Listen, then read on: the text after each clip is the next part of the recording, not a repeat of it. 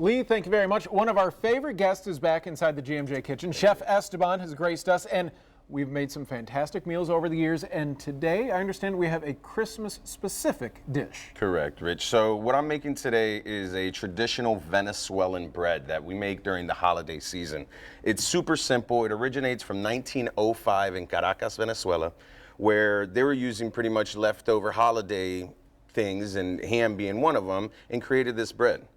Super simple. You could do this at home. It takes minimal ingredients. This dough actually used the Pillsbury pie crust dough, or the so pizza just crust anything dough. You can find at a grocery yeah, you store, can use sure. the already pre-made dough, make your own if you want to take that route. Super simple. All you're going to need is ham, some bacon, raisins, and olives. We're gonna throw that all out there. And once it gets all baked off together, you'll make a lot of sense on the flavors with the sweetness of the raisins, the saltiness of the olive, and then the savoriness of the ham and bacon. So what we're going to do is just spread out the ham evenly throughout the whole piece of dough, along with your strips of bacon. Now, this is optional. You don't have to do bacon. I personally think it just does so much better. Everything goes better with bacon. You know it, Rich. So, Esteban, as you continue to lay everything out here, and it looks fantastic, I understand that this is a personal dish for you, more than just a nice dish to create here on GMJ. Correct, Rich. So, my father's side of the family, my grandpa's Venezuelan, and I've been making this since I was a little boy. Maybe about 4 or 5 years old, I'd be in the kitchen every holiday season around this time and help him make the pan de jamon. So I know I'm making him very proud by showing this off to you guys. What are some other dishes that are great meals that you can make quickly when you're running to the store and you're saying like, oh, I need to make something real quick? Now, things like this, you could buy all these ingredients probably for about less than 20 bucks and have it made in about 30 minutes. Other than that, now it depends if you're making stuff from scratch or something like that. I personally love this recipe because you're gonna wow everyone who sees it. Not only does it just look great, but it tastes delicious. And it's something that you don't see too often.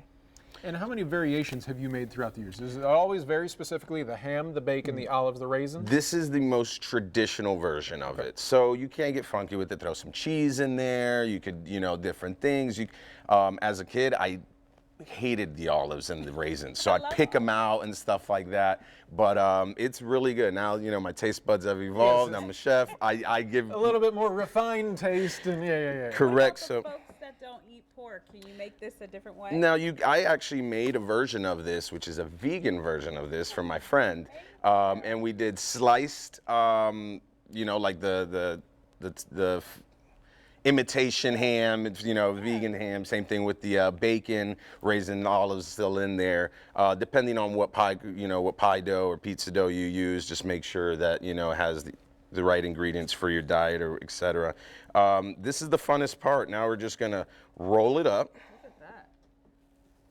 How important is it to get really, really tight? Or can you go too tight? Regardless of how, once it bakes off all together, the bread that's in there rolled up pretty much absorbs all that airspace. So regardless of which, you just want to make sure it's tight enough. Thank you so much. So you put that right on your pan like such. Come right over here. I like to score it just so it lets it breathe, and then you also got a cool design when it's all out of the oven. Another thing, once it goes in the oven, it takes about 30 minutes to bake correctly at 350. I'd like to spin and rotate the pan so it gets an even toast around the whole side.